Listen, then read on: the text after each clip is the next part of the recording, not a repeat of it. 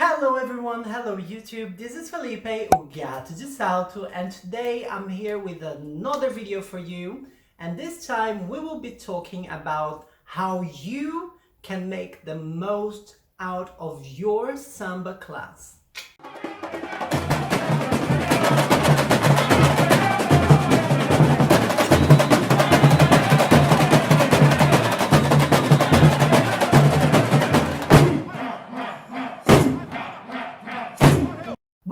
Welcome back to my channel Samba World, where I try at least every week to bring out a new video for you talking about the Samba world, carnival world, Brazilian culture and other related topics. So make sure you stay tuned, subscribe to the channel, leave a comment, leave a like and share so we can get even more people aware about this amazing Samba world and Brazilian culture and everything related, because it's so exciting. It is 2021, people. We have made it so far. We have survived the pandemics of coronavirus and things are starting to open up again. I don't know if you are already vaccinated, I don't know if you plan to be vaccinated, and I don't know if the vaccines actually work and if the pandemics are once and for all gone for good. But things are starting to reopen, Samba classes are starting to take place again, and even if you can't go to a presential class, you probably can take online Samba classes, and all the tips that I'm going to give you about how to make the best out of your Samba class can also be applied for online Samba classes. Okay, the idea behind this video is very simple. I am a Samba teacher. I teach Samba both in person, also online, and I noticed that different people have different results in my classes and also in other people's classes. So I was like, how can you actually make the most out of it? How can you really enjoy the opportunity that we all had to learn from someone very, very far away online? Or should you be in a classroom with that person? What can you actually do in order to improve? So my first tip is very easy. First, set a reasonable goal for yourself. What is your goal? What exactly do you want to achieve? Why are you taking this class? Do you just want to relax and forget everyday life and corona? Or perhaps you just want to burn some calories and find a fun way of losing weight or being in shape? Or perhaps indeed you are a Samba dancer and you perform and you sell shows. Or you don't do any of it, you just like the dance, but you don't want to just learn it for fun. You also want to get better at it because it's a drive, it's a passion, and you want whatever. Everyone has a different goal, so make sure you find yours, because as soon as you find your goal, you can set a reasonable one for that specific class. Okay, so I know Gato de Salto, his classes are in heels, and he do rather advanced combos, but he's very good in technique. So today my reasonable goal is to try to work on my Samba and try to understand a specific movement of the hands or the arms and learn or execute perfectly one step of the combo. That's a pretty reasonable goal. So, find yourself one. Tip number 2, be on time. I shouldn't even need to tell you this, but be on time. Why? Because, of course, teachers, I know it from myself, we're always, mumbling, speaking a little bit before the class, and we might actually share some very valuable information already before, but it's not that what I want to go. The most important thing is the warm-up.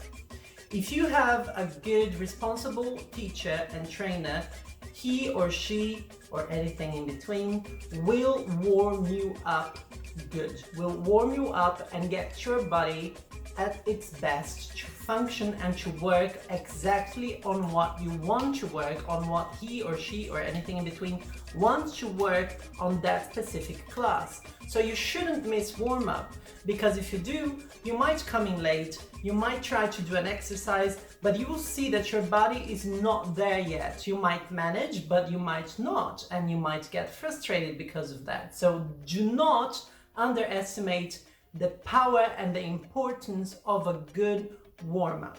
So be on time. Tip number 3, observe. What I mean by that is, of course, watching the teacher, but also watching the other people who are in the class with you. Careful, I'm not saying compare yourself to other people who are in class with you. Do not compare yourself. There's no reason. Everyone is different. Everybody is different. Everyone has a different body, so you cannot compare yourself with someone who is tall or shorter than you, or with more hips, or I don't know.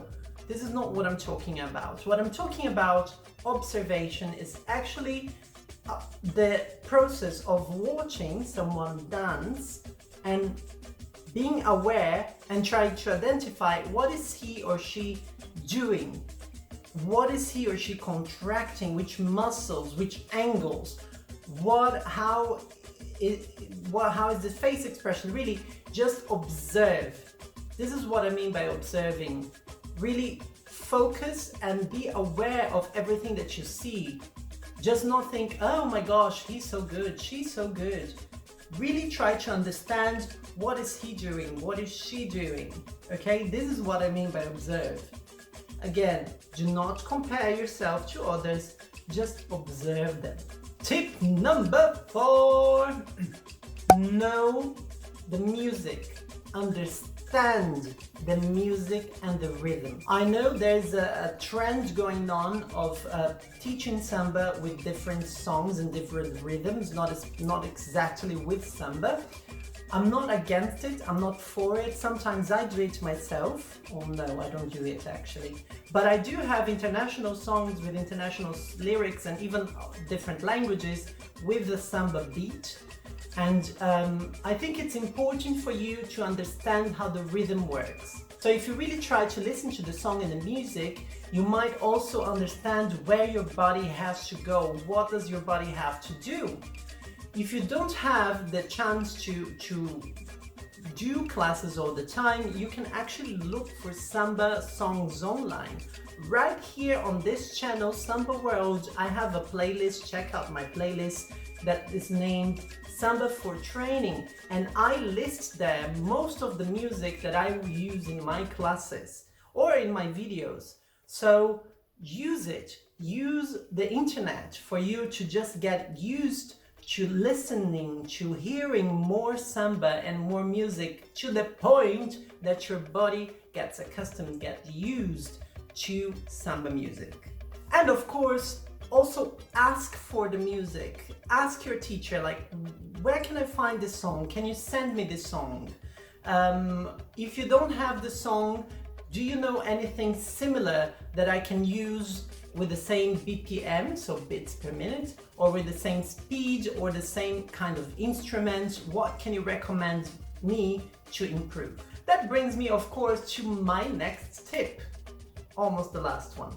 Ask to be corrected. If you have your goal, let's say my goal is to make my hips work more, or my goal is just to be better or have a better posture, or I don't know what my goal is in terms of technique, ask your teacher. Say, hey, could you please correct me? How can I improve my arms? Do you know any drills, any exercises that I can do in order to improve this or that? You can always ask this. Of course, you might need a private lesson with that person, because sometimes it's so much or the drills are difficult to grasp, so you can't just explain like that. I say that from the perspective of a teacher. But sometimes it's just a small piece of information like, oh, why don't you try the exercise we did at the beginning of the class, do it every day 5 times and you'll be fine, for example, you know? So always communicate with your teacher, ask him, ask her for advice on how to improve, and ask him or her to correct you. And the final tip. I must say I neglect this myself in my classes, but I hope very much I will be able to change and actually introduce this to everyone. Stretch. Take time to stretch your body after a good Samba class. Not only because of flexibility, but also to prevent your body from getting injuries. You know, stretching is super important, especially because when we Samba, we have very explosive movements in the same muscle groups, same areas. So it's normal actually to feel a little pain here, or feel a little constricted here, or feeling a little sore here. Make sure you stretch. And this way, if you follow all of these tips, I am sure you are making the most out of your Samba class. So I really hope you enjoyed this video and these tips. I can't wait to be back here for you with another video about our amazing Samba world. Take care. Bye.